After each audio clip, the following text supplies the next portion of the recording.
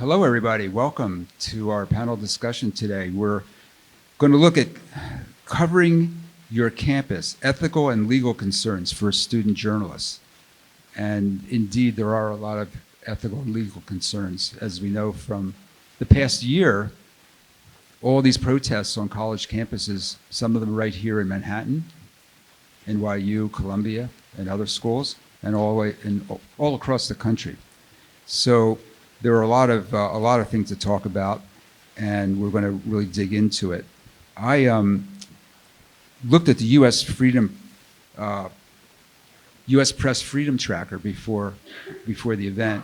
They track arrests of journalists and assaults on journalists, and they categorize it by what the protests are. And so I looked under their information about the protests over the war, Israel and Gaza war, Hamas war. And for 2024, they list approximately 40 arrests of journalists. And that's professional journalists and student journalists. About 20 detained and then released, and get this, 60 assaulted.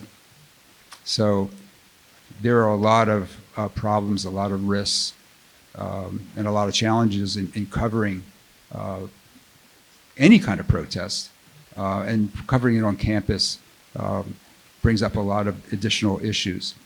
So with that, I would like to introduce our panel. Terrific panel. Steve Adler is the founder of the Ethics in Journalism Initiative here at the Journalism Institute. It started about a year and a half ago, and they put on panels like this and publish a lot of things on their website. He will have something to say about that a bit later. He's the board chair of the Reporters Committee for Freedom of the Press and board member and immediate past chair of the Columbia Journalism Review. He was WSJ, Wall Street Journal Deputy Managing Editor and Editor-in-Chief of Business Week. And most recently, he was for 10 years the Editor-in-Chief of Reuters. And so under his direction, what do you have, about 2,000 journalists around the world? So all around the world, and dealing with all kinds of legal and ethical issues, not only in the United States, but as they arise throughout the world. Sheila Cornell began reporting in the Philippines during the twilight of the Marcos dictatorship, when she wrote for the underground opposition press and later for mainstream magazines and newspapers. She and her colleagues founded the Philippine Center for Investigative Journalism, and she became a leading investigative reporter in the Philippines and Asia.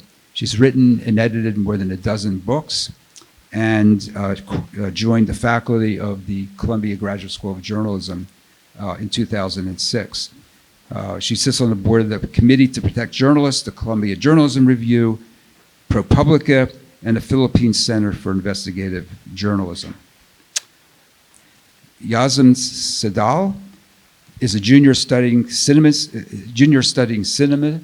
and Middle Eastern Studies and Journalism. He is the editor-in-chief of the Washington Square News, and in that capacity has been covering himself in writing and reporting on the issues on the NYU campus, but also directing a large staff of reporters and writers dealing with these issues.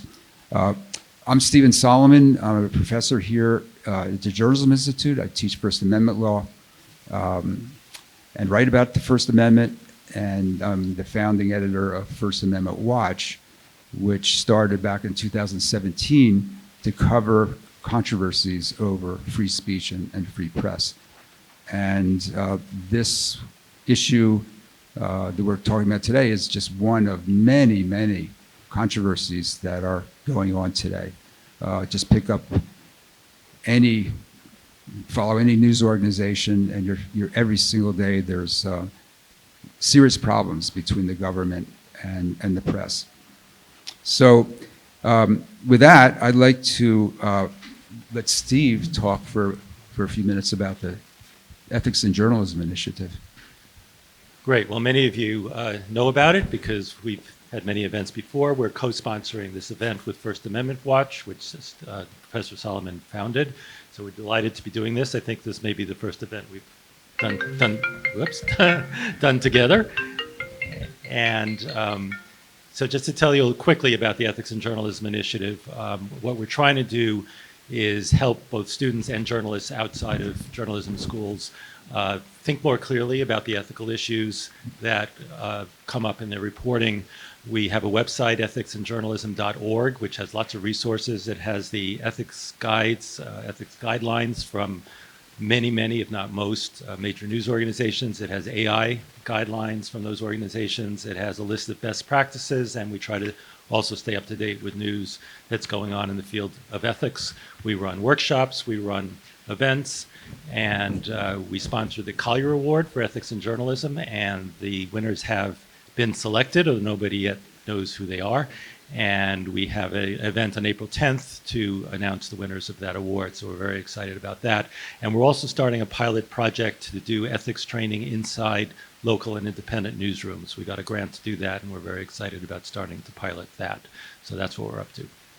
And Ryan Housel, who many of you know, is there, and she is the managing editor of our website and runs the Collier Awards, and she's the person on site who can answer questions or help you out with anything.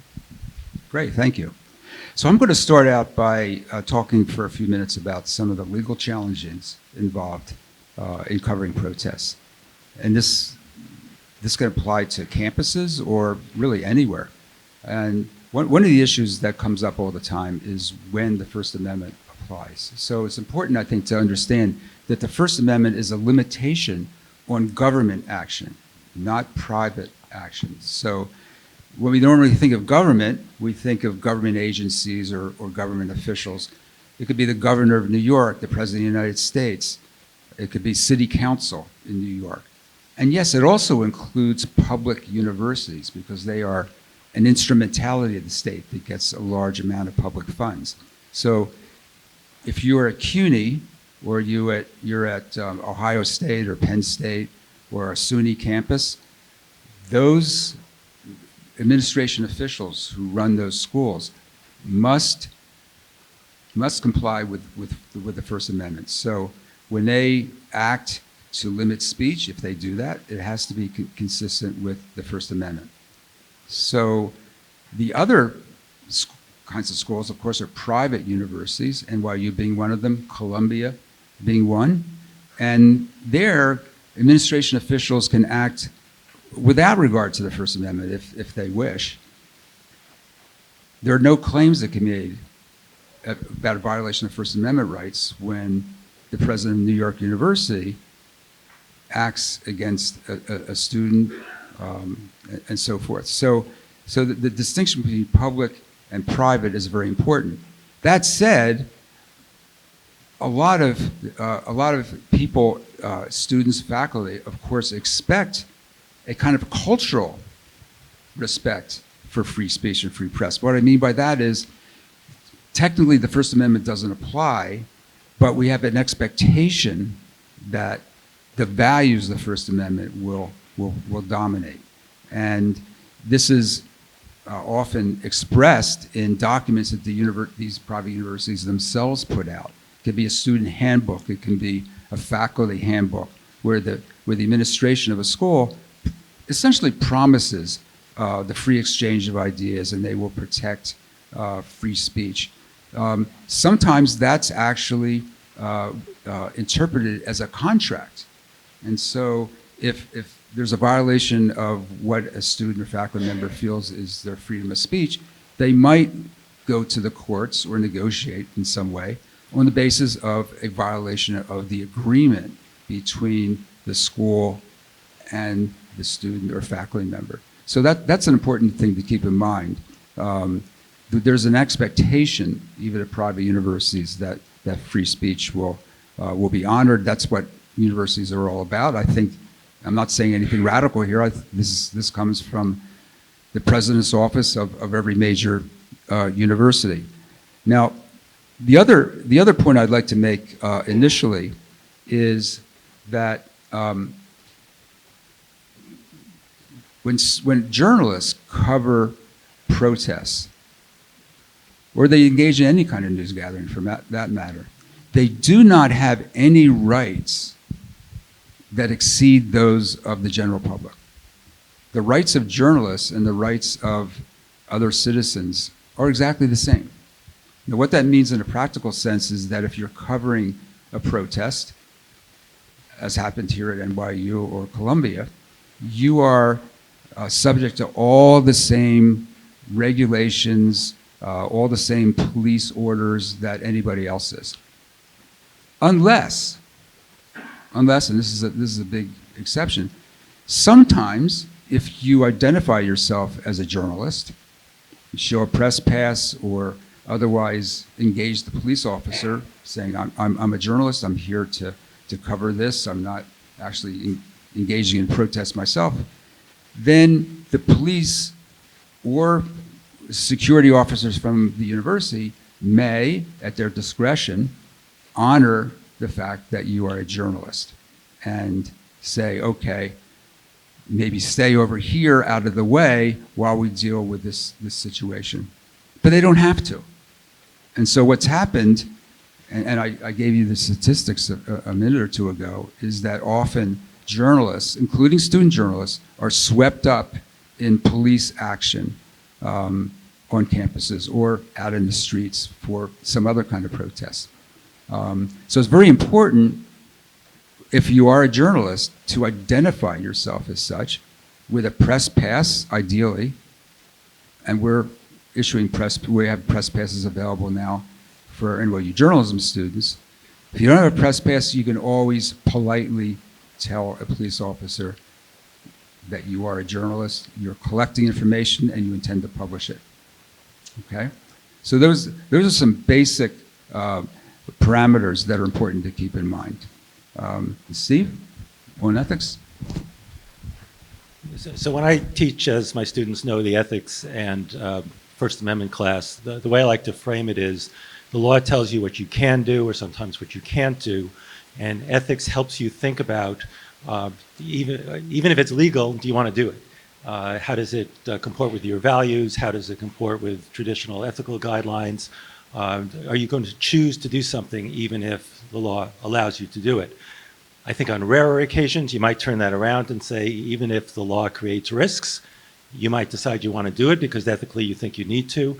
But that, to me, that's the way law and ethics interplay. So, for example, you're at a protest, you have a right to, and people are protesting out in the open air in clear view, you have a right to take pictures of them, you have a right to videotape them. The question is, the ethical question is, okay, you have a right to do it, but ethically, do you choose to do it? And I'd just love to see a show of hands. How many people are fine with showing the faces of protesters at demonstrations? Just a show of hands. Who's fine with it? You have a right to do it. Okay, and all right, great. And who isn't? Okay, so that's going to be that's an example of an ethical choice you're making. And what I think is useful to do is to think about how do you make that choice and how you evaluate it, not just kind of off the top of your head, but what goes into it. It's really useful to think ends and means, to think what kinds of choices are you making. So the advantage of showing people's faces, which you are allowed to do, would be the credibility of your coverage, that you're actually showing what's there. An issue of you're an observer, you're not a participant, presumably, we'll get to that later. And, if it's better for the story to show what's actually there. I think a third point would be we're in a very, very tough era in journalism, and self-censorship is one of the things that's the most dangerous for us. We're being pressed to hold back. We're being pressed by the Trump administration, often, by businesses, sometimes in some universities or lower schools, by school leadership. And the question is, do you choose to self-censor, or is it kind of vital to what you do to be independent? Some of the negatives of showing faces are there's increasing legal risks. Maybe people's immigration status isn't sound. Maybe, as many demonstrators think, the police will look at those news photos and then will come after the demonstrators.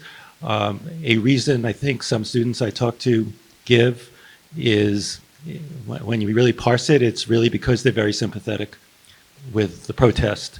So you have to ask yourself, how do you balance those interests? And I'm sure Yasmin will talk about that as well. But that is the ethical consideration, even though it's okay to do it. I'm sort of from, excuse me, more of an old school approach, which is, by and large, the story's yours, it's not theirs. If it's newsworthy and useful, and people are in a public place to show their faces, I would ordinarily show their faces. A lot of people of a younger generation don't agree with that, but that is the kind of ethical choice you're making. And what I'm urging you to do is look at it, weigh the pros and cons, and think about where you come out on that. Second, non-hypothetical, hypothetical. A student is speaking at a demonstration. All these are obviously real situations, and asks that their name not be used in any story because they're afraid of the consequences of that, either from the administration or from law enforcement. And the question is, do you agree and not use their name? And so how many people would not use their name if they asked? Okay, that's really interesting. And how many would? Okay, so nobody would use the name of somebody speaking, the full name of somebody speaking publicly. Okay, that's something we should definitely talk about. And again, that's not where I come down, but again, you're looking at what the ethical choice is. On the one hand, is that what you would do if it was a neo-Nazi rally in, what was the most recent one? I think in Ohio, Columbus, Ohio. Would you not use the name of the neo-Nazi? Would you not use the name of a racist speaker at a white power kind of rally? You do want to think, as a journalist, what are you trying to accomplish, and would you want to balance that thought? Would you want to think about, okay, somebody has chosen to go out in public to speak on an issue they care about. Do they bear the risk of consequences, or do you as a journalist bear that risk? And again, that's an ethical choice. You clearly have a right to use their name. They're speaking in public. Is it their story to tell, or is it your story to tell? And there's nuance to all of this. If somebody's particularly vulnerable, you might be more likely to protect their name. You're interviewing somebody and they clearly have a challenging immigration status. That would be a situation where you might choose not to use the name. But would you accept a blanket statement that you can't use their name? So again, that's an ethical choice, and that's the kind of thing we want to talk about and think about. And finally, the third point, I'm just kind of raising these points at this point, is, are you a student reporter or are you a student protester? Can you be both? Can you sometimes be one and sometimes be the other? So how many people think you can sometimes be one and sometimes be the other? Show of hands. No wrong answers. Okay, and how many people think they're separate functions? Okay. Again, you have to ask yourself, what are you giving up in credibility and a sense people have that you're a trustworthy messenger of what happened if you're doing both? What you might gain is the ability to express yourself, but it does create a lot of confusion. What if you're at the same protest and you're protesting, but you also have a notebook out? Do people really know what role you're in? And do we as journalists have a responsibility to play a journalistic role and therefore provide the information to a wide public, or do the two things merge? Again, for me and my traditionalist viewpoints, they don't merge, but there's a lot of controversy around this. So those are basically, to me, three of the big ethical issues that come up when students cover their own campus. I'm sure there are more, but I just want to lay those out there, and then we can continue the conversation and hear what other people have to say. Yeah. Thank you. Sheila, so we're all familiar with the protests at Columbia. Went on for a long time, the police action. I've read some stories written by the Columbia University journalists, and you were advising, I think, some of them. What were the big issues that were coming up that you were discussing with the students? Can you give us a sense of what the legal or ethical considerations were? Oh, do you have one? So there were legal and ethical issues as well as issues of safety and security. As you know, the protests that happened in the spring and the police response to that happened right in front of our campus. In fact, right in front of our building. So our students were there witnessing the whole event. They're journalism students. They were not participating. Most of the students were from other schools. So, first of all, in terms of safety and security, one is we issued huge press cards that clearly delineated that they were press. But that did not mean that they would be allowed into certain spaces, especially when the police started sweeping in, that did not mean that they had the right to be there. So we told them, when the police say you should go away, go away. When the police say hold back, you follow what the police say, because you will be charged like any other students. Fortunately, none of our students were charged. But I think the bigger risk for them, because we're a graduate school, as NYU is a graduate school, is they go out and become professional journalists afterwards. What happens is many of them were reporting for many news organizations, not just here in the US, but all around the world.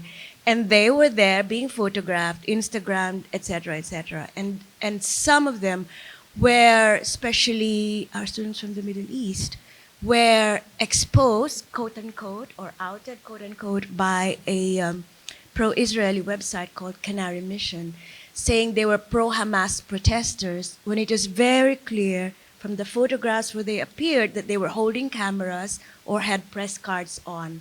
But these appears when you do searches of their names. And so a lot of these, some of them are foreign students, and so applying for OPT or other visas, and they're afraid that these posts about them, which were patently false, would be used to withhold either a visa or an OPT from them. So, for example, one of our Palestinian students was said to be pro-Hamas, and it cited one. She appeared in a Democracy Now! News video where she said, this is what she said, there's a tremendous show of solidarity for Gaza among students in Colombia. It's a neutral statement, but that was taken as a pro-Hamas statement. Instagram photos of her covering the event, videos of her in a press conference held by student protesters where she was clearly there as a journalist, were also used to cast doubt on her neutrality and to say that she is pro-Hamas rather than a professional journalist. So what I'm saying is, a press card is great, but it's not going to protect. It's not going to protect you. The other thing, especially for foreign students, I think there's greater risk because there's now a move to, ban foreign students or withhold visas from foreign students who provide quote-unquote material support for terrorism. So if you're there in a protest, whether as a journalist or as a protester, that is one risk you have to take. And so ethically, if you're covering this, I think the question is, what risks are you putting both yourself and the people you are covering in, especially if they are students of color, especially if they are foreign students. Yeah. So would you therefore not, as a journalist, would you not photograph people's faces, or would you try to find camera angles that, without blurring their faces, you would try to find angles? I would try, and the problem is that I don't know whether that really works, because the extent of electronic surveillance at this time, like over Colombia, there were drones flying over our campus that whole time. And there are people all around with security cameras and so on. So for individual protesters, this is why a lot of them now cover their faces and you can just see their eyes. But I don't know if facial recognition software will make that, whether that makes a difference. But the reality is we're in a very high surveillance state at the moment. And so you may want to protect protesters by just showing partially their faces or showing them wearing masks or so on. But I don't know, I'm not really sure how much protection that is. Yeah. Which would be an argument that as a journalist, it might be an argument as a journalist, you should just show the scene because there's so many other sources of those photographs that they're very likely to be coming after. They're not likely to need to come after journalists. to come up with the identity, and you have more credibility. But you're making you know, there's a risk, there's a cost, and which you clearly have to weigh as a journalist, because you want to be a decent person So too. there may Yeah. not be legal consequences, but there could be social media consequences. Sure. Your photographs can be used to accuse certain people of being pro-Hamas or pro-terrorists. That's the risk you have to weigh. Yezen, so you were, as editor for the Washington Square News, supervising a very large staff. They were out there reporting. You were out there reporting yourself. What kinds of conflicts, ethical or legal, were coming up in your newsroom that you were discussing? Yeah, for sure. Just for continuity's sake, I'll speak on the issue of including people's faces, you know, and primarily our photos, obviously. I think whenever we're having this conversation about whether or not to disclose an individual's identity when covering on-campus protests, there's a difference between doing so as a student journalist and a member of the student press, and doing so as a member of the press just more broadly. Because for the most part, and I say for the most part because I know there are some student papers in the country who have very close relationships with their institutions, but for the most part, the student papers practice a level of independence, of editorial independence from their institutions. The Washington Square News is one of those. You know, I know the Columbia Daily Spectator practices a level of independence from their administration. So with that context in mind, we are very much, we exist to serve the best interest of our community on campus, and the safety and the best interests of the students and the faculty on campus. So whenever we are having those conversations, those are the immediate, that's where we immediately go to. You know, and obviously it's a huge learning curve, because as soon as the protests kind of erupted in October 2023, we were all learning on how to cover this. This was a very new phenomenon for us. You know, so there were instances where we would include individuals' faces. You know, the people who we would disclose their names, because that is journalistic practice. That is how we've learned to do things. But to see those reverberations firsthand, and those effects on students who we are including in our coverage, we kind of it just struck us in a way that was very that was, for lack of a better word, unprecedented. Just because, you know, we are students, we are covering students, so it very much depends. In conversations where, you know, individuals request anonymity, obviously we will we always try to you know, work our way around that. So I'll probably press them, and I encourage my journalists to press them way to, like, oftentimes to an annoying degree, to get them to use their names. But, you know, oftentimes, especially with the pro-Palestinian protests, that's not the case. But there are instances where they would be very, very comfortable to disclose their identity, such as the protest over NYU Langone's decision to cancel appointments for gender-affirming care for minors.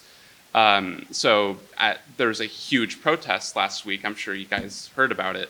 And every single one of the students that we spoke to, and every single one of the protesters that we spoke to, was very open and very willing to, you know, disclose their name and to have their photos that our photographers used to be included in the piece. In fact, that's what they want. For the most part, if people are, you know, demonstrating, you know, at, you know, protests and are, you know, demonstrating a form of activism, they want that coverage.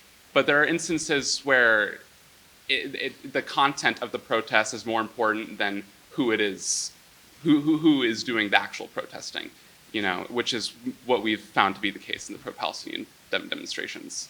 So it's always a conversation. We always have this conversation, but we, you know, especially at the height of the encampments on campus last year, we very much just practiced caution when deciding and when making those those selections, especially on a very and a very time sensitive basis. That first the first encampment here on campus, we were very much we were publishing we were publishing minute by minute, hour by hour, to get every single possible detail that we could get throughout the entire day. And in those moments of like those very few those very few moments of time that we have to make those decisions, we revert to caution.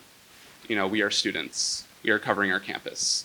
What is going to be the most the most journalistically efficient way of doing so, in a way that gets to this point of what journalism is all about. We are serving our community. We are serving to inform our community. So what's the best way to do that? So those were the main. So if you're covering most protests, you probably won't know any of the protesters. Yeah. Here, you or members of your staff could go out and you see friends or acquaintances. You may even see a professor or two. Mm-hmm. Maybe it's your own professor, Yeah, exactly. right? Yeah. Plus you're writing pieces that affect the university, and it's that this is the institution where you're going to school. Mm-hmm. Do those considerations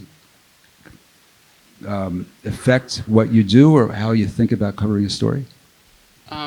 With those specific considerations that you listed, a lot of the time it just so happens that a lot of the time faculty members who are at these protests, especially ones who whose classes I was in,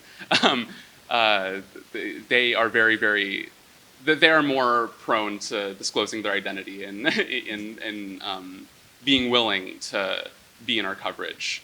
They have, they're much, it's much safer for them to do so than for students.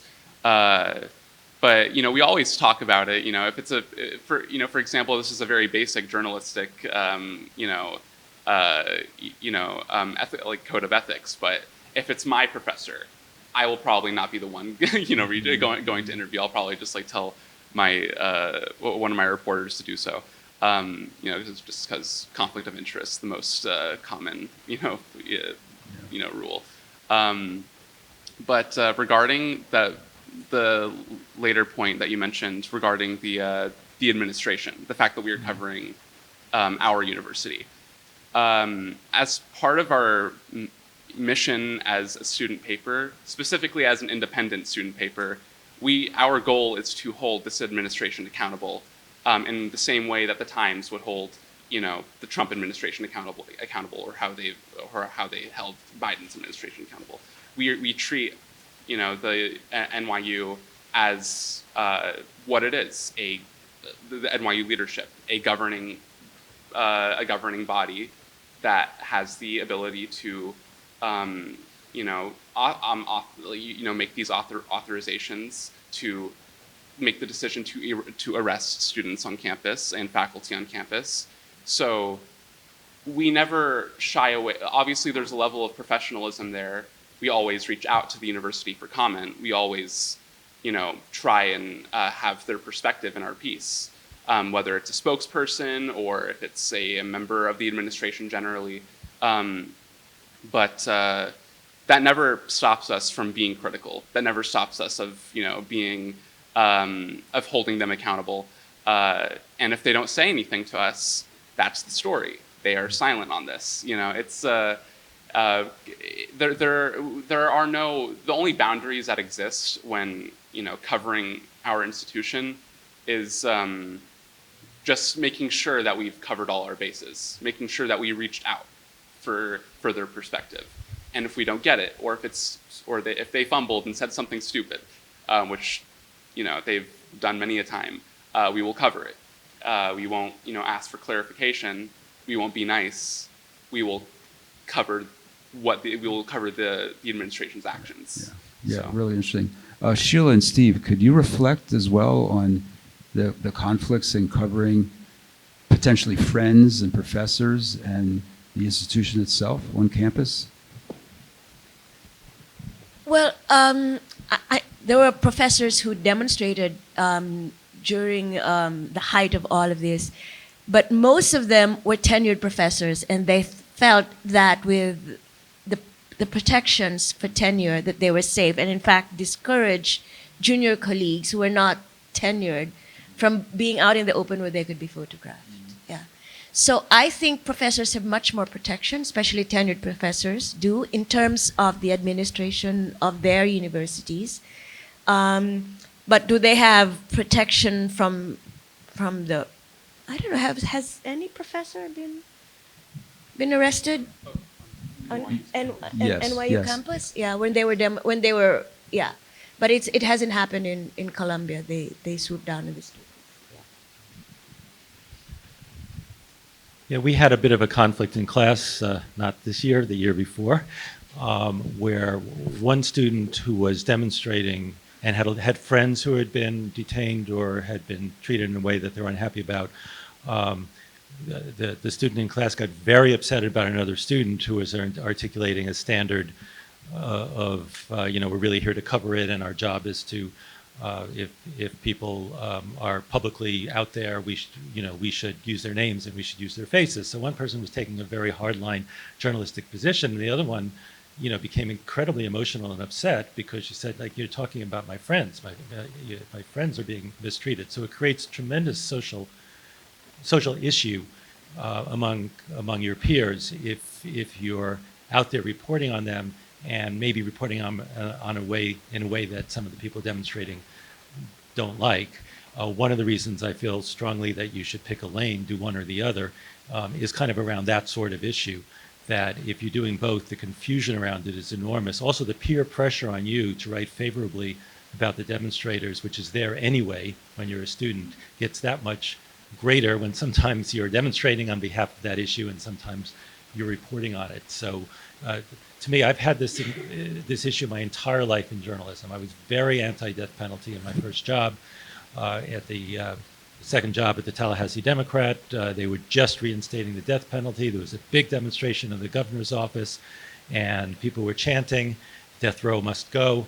And I wanted so much to put down my notebook and pick up a placard and demonstrate. And fortunately, for my entire career after that, I made the decision that my role was to document. That's what I had chosen. My role was to document and not to participate. And I was giving up something because I had an enormous platform when I was choosing to be a journalist. And I took that with me. So I do think the roles are distinct.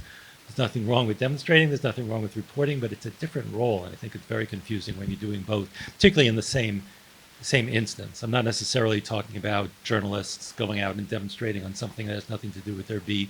But if you're covering it, you shouldn't also be in it.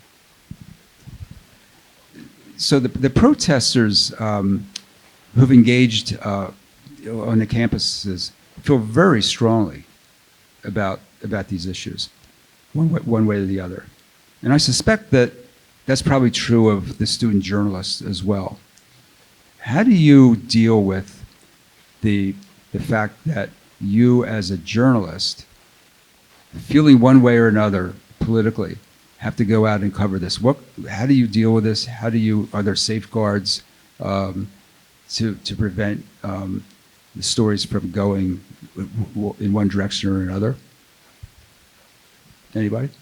Well, I've covered, I was there in the fall of Marcos, and obviously my sentiments, I was covering it.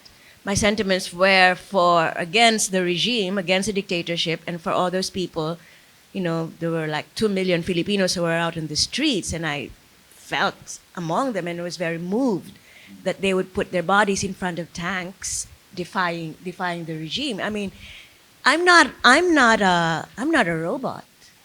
I saw that and I was moved by it, and I wrote it that way, that this was a historic, a moving event, that the courage of these people was tremendous, and it was a regime that had reached the end. It was an abusive regime, and I don't see that my own sentiments were a hindrance to my ability to cover the event. And in fact, maybe I am a citizen of that country, and those feelings that I spoke about in my writing were felt by a lot of people as well. I, in that instance, I didn't see that there was a contradiction between being a citizen and a journalist and witnessing a profoundly historic and moving event. But you weren't also demonstrating, right? I was you were not. witnessing. I was witnessing. Yeah, I was witnessing. Yeah, but to say that you cannot have a sentiment, I mean, no one here is completely immune from sympathy or revulsion or any other feeling when they're covering an event. You do feel something. We're human. The thing is that your journalistic principles and your idea that you're there to serve the public interest, not the interest of one side or the other, is the guiding light that tells you how you should become. And I think just to support, but also temper a little, I think the line is really, are you reporting factually and honestly? There's lots of kinds of journalism, and expressing opinion journalism, putting your feelings into the journalism is one kind of journalism, and there's nothing wrong with it. What I have a problem with ethically is when people only want to look at some facts. They don't want to look at the facts broadly. They don't want to look at the facts in context because they feel so strongly about the issue. So I think people are often confused about that. But to me, it's not so much a question, are you objective or not? It's, are you honestly collecting the facts, using your journalistic training and skills to do the best rendition of what happened that you can. If you're doing that, then there's lots of ways you can frame it. Yezen? Thoughts? Yeah, I think I very much agree with the. I agree with the concept of, you know, if you're reporting an event or if you're reporting a protest, the most it is important not to disguise, you know, a piece that might be an opinion or an editorial, something that is making these very substantive and consequential claims against an institution, and to disguise that as a news story. You know, that is obviously very very important. A lot of readers are sometimes caught on caught within the trap of perceiving something as, you know, a news report, and it's very opinionated, and they kind of take that as they would. But a point that you mentioned regarding the recognizing the as journalists kind of recognizing the faults of any position of authority that you're covering.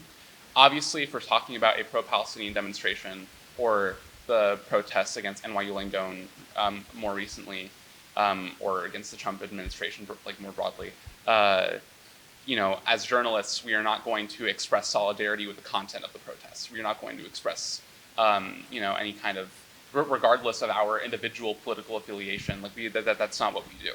What we do is, if the university, and this has happened many, many times, if the university imposes a crackdown on those demonstrations solely because, whether it's the content of the protests or the nature of the physical nature of the action, which we saw in a, you know, demonstration last December, or 2 months ago, and in Bopst. You know, if we see that kind of, if we see that level of recklessness imposed on students, and they are very much affected, the students and faculty are their lives have very much been inconvenienced, then we cover it how we cover that. You know what I mean?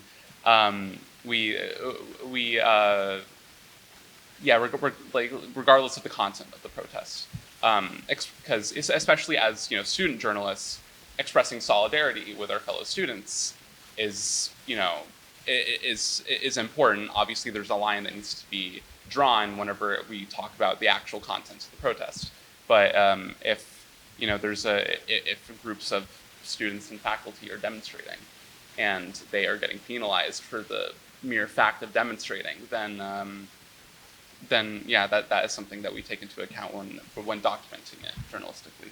I think it goes beyond, how you write a story, but what voices are reflected in the entirety of your publication, right? So it's not just that, who, what, where, when, how, and what facts you put in, what you omit, but also because they don't always fit in the news format, what other voice, what do you reflect a plurality of voices in your and both pro and con, and also the balance. There are opinion pages, there are feature sections, things that are probably difficult to write about in a news story can be reflected in other parts of the paper. I think what to aim for is a more holistic coverage of the many different perspectives and viewpoints in a community. Right?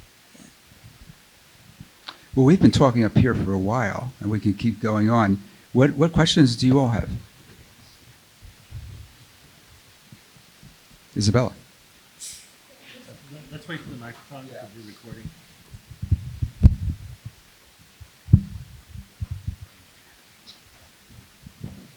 So we had a situation with the Stanford newspaper, and the student journalist was arrested with the protesters, and he was wearing the press credential.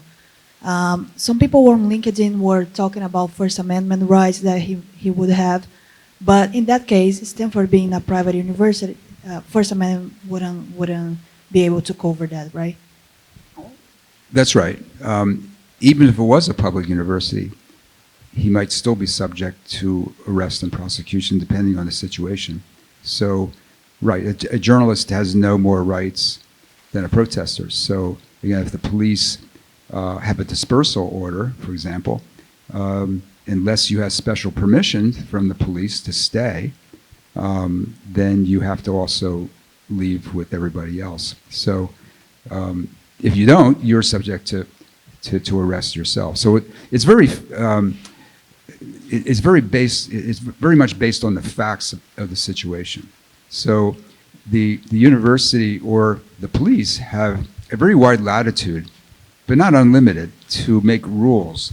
They're called time, place, and manner regulations. So even on public property, if you go out on Washington Square Park, public park, and it's subject to First Amendment protection in a public space, but if you do certain things that put safety at risk, or, for example, if you're using some kind of microphones that raise the decibel level really high and bother a lot of people, those can be regulated, and so that the police do have the ability to move against protesters, including the journalists who are there with them, when it's necessary for essentially for public safety and public order. Can I say something about this Stanford thing? This is a very unique case because he went inside what was, a legally risky thing with some students occupied the president's office. Clearly something that is potentially illegal, and there was some vandalism going on, and he got caught there, and he was arrested along with the others. The Stanford eventually dismissed the administrative charges the disciplinary charges against him, but he still is being sued in county court for felonies, actually. Burglary, vandalism, Yeah, they haven't et actually cetera. brought the charges. Yeah. They're threatening to bring the charges. Yeah. They haven't actually been brought yet. Right. They may not be. And so to me, this raises a question because, like in the past, I've covered events where, for example, you cover a guerrilla unit that happens to be engaged in an ambush with the military, and embedding with and then something happens. Usually the rights of the journalists are respected in that sense. You are there. You're not there as a partisan. You're not there as a member of the person doing whatever legally risky thing, but you're there as a journalist. That was generally respected before, but is no longer the case, right? So it's as you say, the I think what's happening, we're in a very different situation now, where journalists are no longer seen as non-partisan or independent recorders or documenters of events. They're seen as being partisan, whether it's true or not, partisan to one side or another. And therefore, it becomes riskier for us to be doing these things which were normally considered, you would have signed off on it, Steve, right? Embedding with a guerrilla unit in a, yeah, Sure, yeah. yes. Yeah, I mean, I think that people often think it's, is it legal or is it illegal? And the way safety advisors look at it is, what's the level of legal risk? So it's not, if you do this, you're definitely going to get arrested. It's on what grounds might you be arrested and how great is the risk? And that's partly a product of the times, what culture we're in, what the administration is, what the attitudes are towards journalists. Journalists are, have very, very low approval ratings right now. It makes it easier for people to come after them. I think everybody was kind of shocked that the Stanford student was not only arrested, but that the university continued to back the idea that he should be prosecuted and kept on administrative action, and really a concerted effort by a group of alums, including Bill Gruskin, who's a professor at Columbia, who wrote about it, finally induced the university to back off from that. But in different environments, the university probably would have, at different times, the university probably would have done different things. So there's this concept of the risk assessment. Before you go into covering something, you look at what are the various kinds of risks I face and how are you going to mitigate them? What's the physical risk, and do I know where the exits are? Do I have somebody to call? Am I working with a buddy? The kinds of things you can do to mitigate physical risks. Then you look at the legal risks and you ask yourself, what am I going to do in these situations?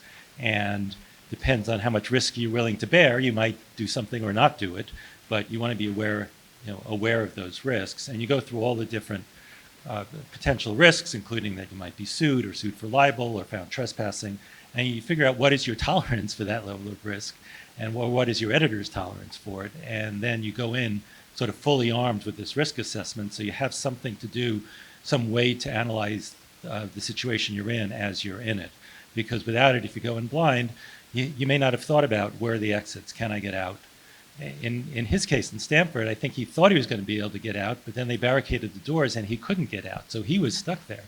And that was a much more difficult situation and much higher risk. Yeah, let's get the mic over. To what degree do you think a reporter can cover protests without identifying him or herself? When doing so may help you get better access to information and avoid unwanted attention from the police or the authority. I ask this because this is something that I did pretty frequently, as far as I know. Western media did frequently when covering protests in China. Yeah.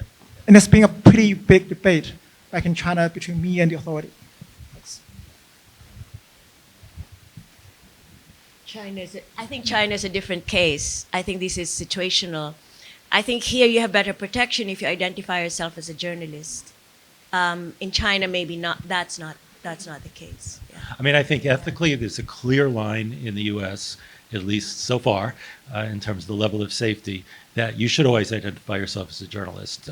We're under too much attack for being sleazy and dishonest. We're in a profession we're supposed to say, it's an absolutely standard ethical tenet, you're supposed to say who you are, you're supposed to approach somebody as a journalist, not sneak up on them, get all this information, and not let them know you're a journalist. I have a lot of students who are concerned about that. They were covering political events this past year, and they didn't feel safe walking into certain crowds, and so they felt as if they could mingle. And my response was, well, you can mingle, but if you're going to interview somebody, if you're going to ask somebody questions, they have to know on what terms they're talking about to you. Otherwise, you're lying. In other countries, when I was editor of Reuters, there were many, many different ways you'd look at it. In Hong Kong, our photographers covering the protests realized pretty early on that identifying yourself as a journalist, even by wearing the press vest, even by wearing armor, body armor, that put you in more danger than if you didn't. If there were lots of people taking pictures with cameras, there were photographers everywhere. If you didn't identify yourself, you were much more likely to survive and also not to get arrested. So we were okay with that. So it's situational, but I think in this country, I don't know if anybody disagrees, but there are very few situations where I can imagine where you would go up to somebody, interview them, and not tell them that you're a reporter. Do you disagree, Ethan? I think it's situational because obviously, if you want to, have this individual on the record for a story, then yes, you will disclose that you are a reporter. That is that's only the normal thing to do. But say a journalist wants to infiltrate, a certain a gathering, or wants to finagle their way through, and they think the only possible way is to lie and say that they're not a member of the press. It's like that happens. I'm not saying I'm not saying that's a good or bad thing. But Can I just argue that legally it's a really bad thing? Yeah. So no, let me explain why. And I have another story to Okay. explain, kind of affirming your point. Okay, so, and I heard this early from our lawyer when I was at the Wall Street Journal. If you lie in the course of your reporting, if you lie to a source, and you're sued in any case ever, and one of the first questions you'll be asked by the opposing lawyer, have you ever lied to your readers? And if you're not going to be held in contempt, if you're not going to be committing perjury, in that situation, you're going to say, well, yes, I lied. I said I wasn't a reporter. And then they're going to turn to the jury and say, then how can we believe anything you say? Because you lied to your readers. And that's what we're accusing you of, lying to your readers. So even beyond the ethical, we're better off not lying for our credibility, it's got serious legal implications. I wanted to speak on a specific development related to what we're talking about. If you don't know, there was a pro-Palestinian demonstration in December at Bope's library, and the goal was this group of students and faculty wanted to were intending to sit down next to the president's office on the 12th floor of the library, and naturally we have reporters there. One of our photographers wanted to get up to the 12th floor of Bope's. And this is a photographer who the administration is very, very familiar with. He's covered many events. He's one of our regular contributors. He's only on the 12th floor for about 5 minutes before the university tells him to leave, and of course he leaves. But the following day, the university sends a slew of copy-paste emails to students and faculty, accusing them of doing listing a bevy of allegations, such as occupying the 12th floor, disrupting university operations, and so on and so forth. The same email sent to dozens of students, and our photographer was one of those students. Clearly, he was, he's an identified member of the press, and I guess this more so speaks to the arbitrary, reckless nature of administrations in these cases, which is something that we can always, criticize and speak on. But it's that kind of it's that example of. Even if you're clearly identified as a member of the press, you're not safe. In conversations between me and the administration, we, relieved, this photographer of their charges, but, that they had a disciplinary meeting scheduled for the next day. We had to kind of work our way around everything. It's an inconvenience to the students, which these administrations kind of, say they care about so deeply. That's a really good point. I think this shows just how arbitrary this all is. And as a journalist, whether you're a student journalist or otherwise, when you get involved with a protest and there's police around, or it's at a university and there's security officers, you simply can't predict in advance how you're going to be regarded, unless you have an agreement beforehand. So the best thing to do, if you're going to go up to the president's office, is to very clearly show that you're a journalist, and hopefully before you actually go, and certainly afterwards, because a lot of what the statistics show is that a lot of journalists are rounded up. The police or university officials there's a crowd and they just get everybody. And then it's up to the individuals to make their case. And so the case you make is that you were there in the public interest, intending to gather news and then to follow that up by presenting that to the public. That's a very strong case, and it really looks bad for the administration or the police, whichever the disciplinary authorities are. It looks really bad to be prosecuting journalists who were there to document what was going on, and they were not themselves participating. But it is very risky, and carry identification that you're a reporter. Yeah, I think we saw during the Black Lives Matter protests where journalists were not just swooped up with all the other protesters, but there were certain cases, like a couple of our alumni, where they felt they were specifically targeted. Yeah. Again, just to sort of sell this idea of having a phone number or two on you, if you get detained, it's really good to know in advance who you're going to call and to have their numbers. Getting them on the backs of your press card is useful. Reporters Committee for Freedom of the Press, which I chair, if you go to their site, rcfp.org, they have a 24/7 hotline. You can call them. They man it all the time. And you can call them if you're in a legal problem, and they can at least guide you, give you ideas about what to do. If you're a student journalist, you should have your professor's phone number.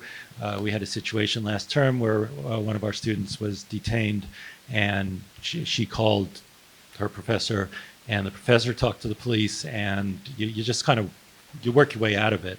And your goal is not to get arrested.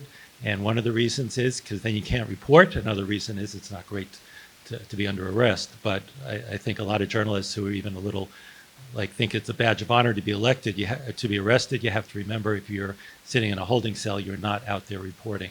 So have a couple of really good phone numbers, know who to call, know what you're going to do if you're detained, and that will often get you out as well. If you're dealing with police departments or in a university case, maybe communications departments, know the person to call there, because often, let's say if it's the police, the communications department probably doesn't want journalists arrested. The cops on the ground might not care as much.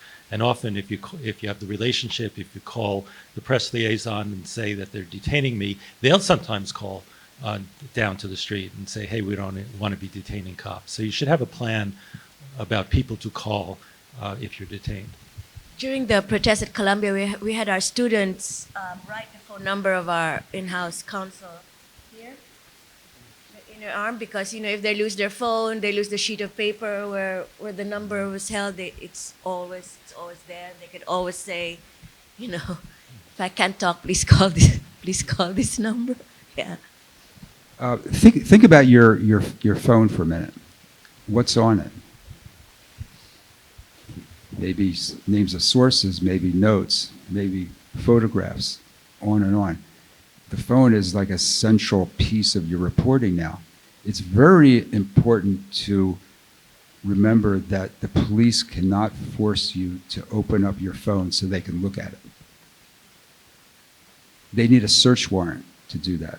And they won't have a search warrant if they're taking you into custody at a protest. That would go before a judge and have to get a signed order by the judge. So if a police officer or any figure asks you to open up your phone so they can see what the photographs you've taken or whatever, you don't have to do that, and you should not do that until there's a search warrant. So you have rights when you're arrested or detained. You don't have to.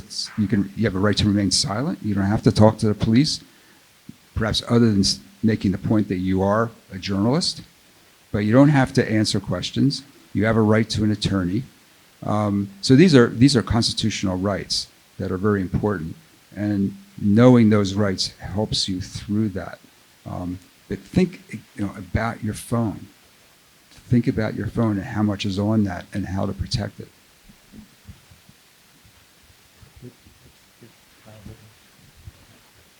Hi.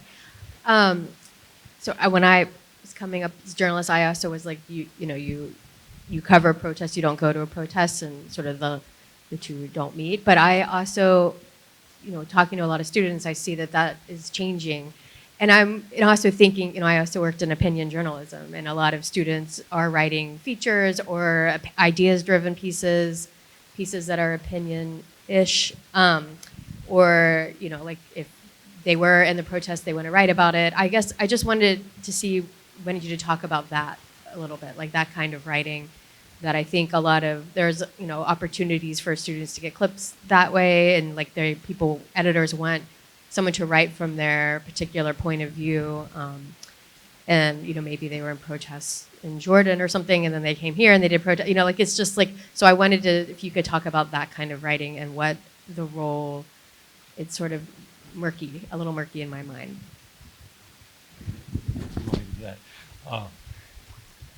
So I think that's different. Usually we don't make the distinction enough when we're talking about these rules, news reporting. I'm primarily talking about you're covering something and you want to report what happened and you want to report it honestly, and you don't want confusion about what your role is. You're not trying to take somebody's side. You're trying to give information to your community. And this really is, I agree with Yasmin, this is community journalism, what you do in a university, and that's a genre of journalism. I think first person essay writing, opinion writing, I was there I was in the protest, here's what happened. Whether you call that journalism or whether you just say you're writing about your experience and it's more essay-like, I do think that's different, honestly, but I think students sometimes are unclear about the distinction when they're doing it. They're also unclear what the responsibilities are. So a student says, well, I'm doing this thing, and then I'm going to write about it. And I don't have to call anybody for comment because it's just my own perception. And what I'd say to the student is, yeah, but there are a lot of facts you're stating about other people in the story as you describe it, and those people have a fair opportunity to respond, to hear what you're doing. No surprises rule, they shouldn't be surprised that they're in there. So just because it's a first-person essay, which lots of people like to write, it doesn't mean you don't have responsibilities to be fair and to give fair opportunity to comment. But if you're embedding yourself and writing from that inside experience, I do think that's somewhat different. I don't know if there are other views on that. Yeah, just very quickly. I kind of want to speak on yes, there is a distinction between, saying I was there at the protest, these were my experiences, and then an actual, news report. I think there's, I agree with that, but I also want to highlight the role of opinion journalism more generally, because you can make an argument that that's not opinion journalism, that's just writing a personal essay. So the role of opinion journalism and the role of a news report, at least in my experience, like heading a student paper, they both can have the same goals. Our objective is always to hold the institution accountable. And in many ways, our news coverage can very much do that. There are many instances where our coverage kind of incited a lot of changes, within university departments, whether that be, exposing professors or heads of departments of, sexual harassment or allegations of misconduct, and then our coverage ends up getting them removed from the university. So on that side, news reporting has that kind of effect. Opinion journalism arguably could have an even greater effect because there's an opportunity to be more powerful with the language that you're using, with the views that you want to promote. In this past academic year, we've had a lot of writers and of course our opinion editors speaking in defiance of the Trump administration and its effects on its implications on higher education, specifically here at NYU. We've seen many instances where our goals, especially my goal as the editor of the paper, and I come from a news background, but I kind of entered the opinion landscape whenever I got this job. But it kind of opened my mind to the power of very strong language in ways that achieving a certain goal in ways that news coverage cannot. So yeah, that's kind of the way I just want to say. Well, we have about 5 minutes left. If there's one or two quick questions, yeah. Sorry, I was going to ask about like student journalists who are here on a visa, because of course, like a big part of it is that the administration here in the school sponsors that visa, right? And in the past month, we've had the executive order that students on visas can be deported for, protesting or whatever. And so if you've got a case where you have a student journalist who is on a visa covering a protest or not, and the case is that they're arrested for whatever reason, do these same constitutional rights apply? And in this case, you do have to kind of rely on the university to defend you in this position. And the university's position is that, whether you're a journalist or not is sort of, I mean, I don't think we've had any concrete proof that the university is willing to defend these students in that way, I would say. And so my question would be, what is your advice for student journalists who are on visas on covering like risky situations? And also, what would your suggestions be to, for example, this department in order to protect these students? So the First Amendment protects students who are here on visas just as much as they protect citizens of the United States. So if a student on a visa actually violates the law, that can be a reason for a deportation. But if you write something or you say something that is protected speech, that's not a valid reason for removing someone's visa. So they can try it, and they probably will. There's the executive order, which is, I think that's being challenged in the court. But essentially what this is what we call viewpoint discrimination. And so we want to get you out of the country because we disagree with what you're saying. That's very different than getting someone out of the country because they burglarized a store, right? So the First Amendment protects the expression of your views. It protects the practice of your journalism. That doesn't mean that they won't try to go after you, but in terms of who protects you, I think you have to rely on the network of lawyers who are dedicated to this. Many of them are practicing law pro bono to help students and others. So I think that's what you would do. Yeah, I mean, I have no additional thoughts, but we're kind of in uncharted waters here at the moment because we don't know how aggressively these executive orders are going to be implemented. And I don't really know. I mean, I don't think it should be a reason for foreign students not to cover events, right? Which it might lead to, which would be unfortunate. But at the same time, I think it would be good to maybe start a dialogue with the administration of how much risk and how much protection you can expect as students for your First Amendment rights. Yeah.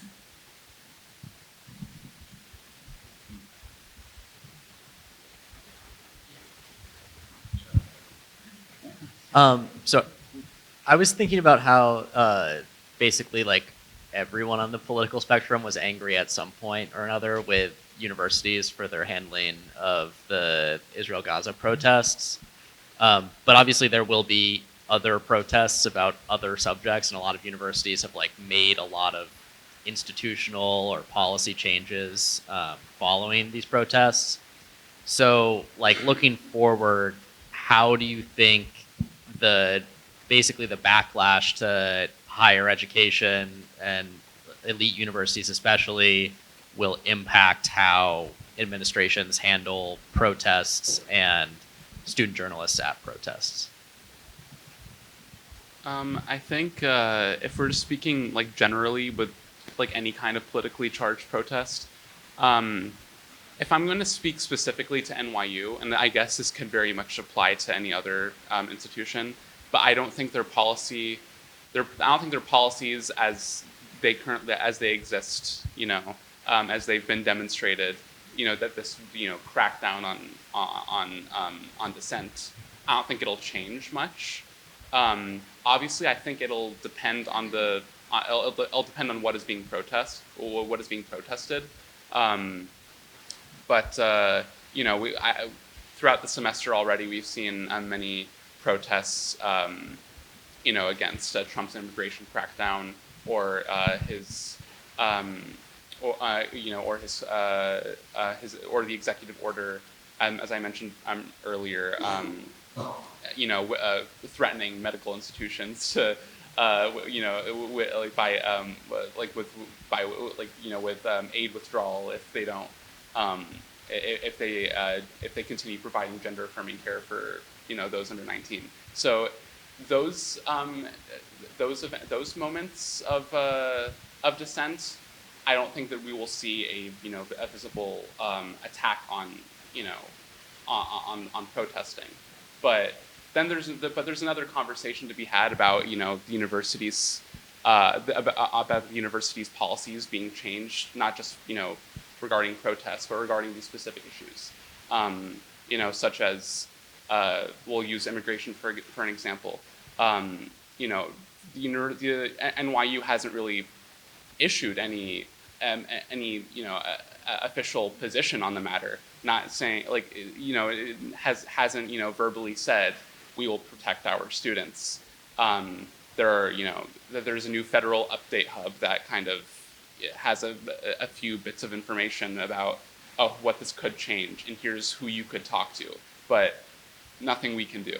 The same thing can be said with NYU Langone, except it's a much extreme situation, just because they haven't really been saying anything about the changes to gender affirming care and providing that for children.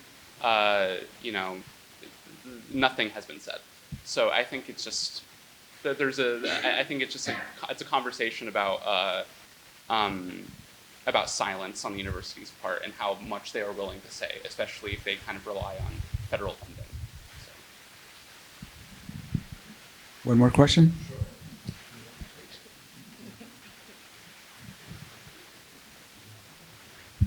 Okay, we're gonna keep it really quickly. So I personally believe that there's a certain point at a protest's news cycle where it turns from substance to spectacle, and so the coverage of the protest becomes about how, what is happening minute by minute. The moment that the police come in, how many people got arrested, and at some point we kind of also, the legacy of the protest becomes, well, the manner in which it happened, and maybe at some point we do also tend to forget why protests happened in the first place, or what their objective was, or what merit what grounds or principles they were standing on, or what their goals were with the protest. And so my question to you specifically, Yezen, but also to the panel in large, is how have you tried to strike a balance between honoring both the protest minute by minute, but also what were the protesters actually protesting about, and why were they out there protesting in the first place?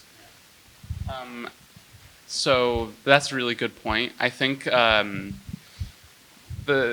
challenge, that kind of challenge, mainly arises whenever we're covering something that is very immediate, very breaking. So, I'll use the encampments as an example here on campus last year. We've kind of gotten used to the understanding the nature of the demonstration and what it is that they're protesting almost immediately. So we will very much include that in our breaking coverage.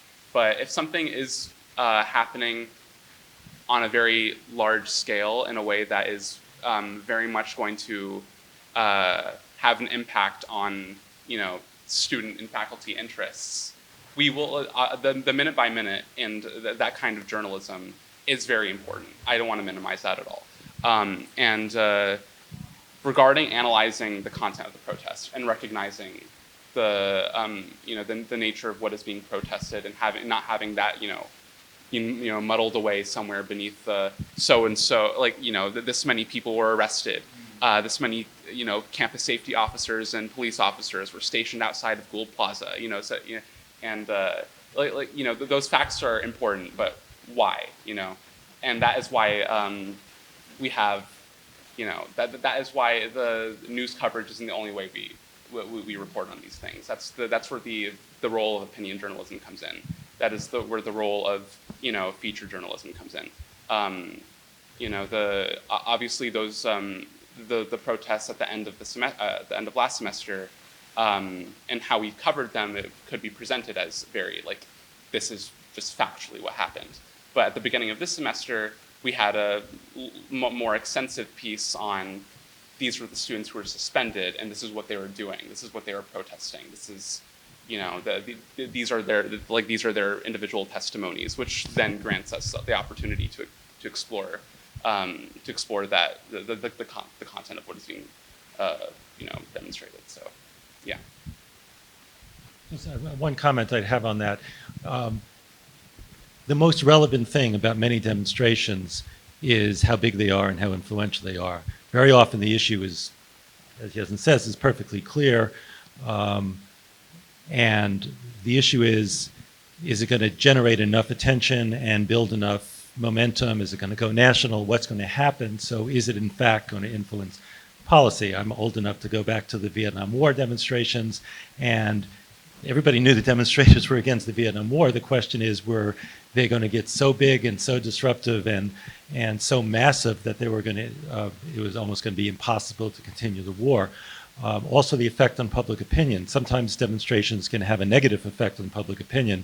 The public can not like what's going on with the demonstrations, and that might have a negative effect on, an opposite effect on public opinion. On the other hand, it might ultimately influence policy. So looking at the impact of the demonstration, what's going on, how big is it, how are people behaving, is, I think, highly relevant, because usually the reason for the demonstration is, I mean, you can have deep philosophical conversations, but demonstrations aren't the environment in which you really do that. But is it having an impact, and how, I think, becomes really the more relevant story. Okay, so we started out by saying how difficult and important these issues are, ethics, law, in students covering the protests on campus, and I think the last hour and a half have pretty much showed that's the case. So I want to thank everybody for spending this time with us. I want to thank the panelists for taking the time to share their thoughts and their expertise, and we'll see you at the next panel discussion.